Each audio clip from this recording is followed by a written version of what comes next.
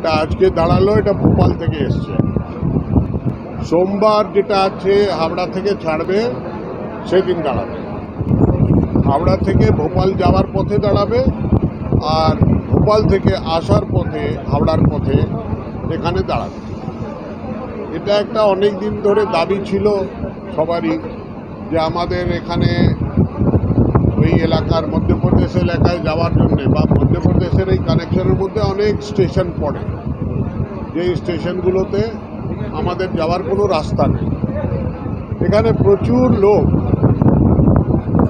এই এলাকায় ব্যবসায়ের ক্ষেত্রে, চাকুরির ক্ষেত্রে, শিক্ষার ক্ষেত্রে এই এলাকাতে যায়।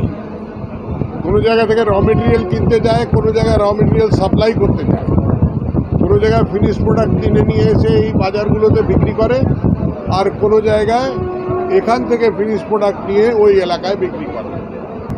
তাদের জন্য একটা ভালো ট্রেন আর ভালো যাতায়াতের ব্যবস্থা হবে। আমার বিধায়কদেরকে ডাকা হয়েছিল, আপনি দেখুন পেছনে প্ল্যাকার্ডের নাম লেখা আছে, তাদের যে হোর্ডিং আছে পেছনে তাতে তাদের নাম লেখা আছে।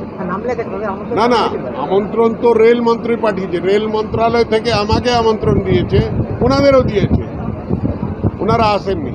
এর আগে যখন এসকালেটর উদ্বোধন ছিল তখনও তারা আমন্ত্রণ পাঠিয়েছিল, কোনো না কোনো একটা অজুহাত দেখিয়ে তারা আসেনি। আমি এর আগে ইন্টারনেট এক্সচেঞ্জ উদ্বোধন করলাম বর্ধমানে আর দুর্গাপুরে, সেটাও তখন এরা এলো না, বর্ধমানেও এলো না, দুর্গাপুরেও এলো না। না, আমি কিছু বলার নেই, আমি ডাকছি এই আশায় কি তোমরাও এসো, আর তোমাদের যখন সরকারি প্রোগ্রাম হয় আমাকেও ডাকো।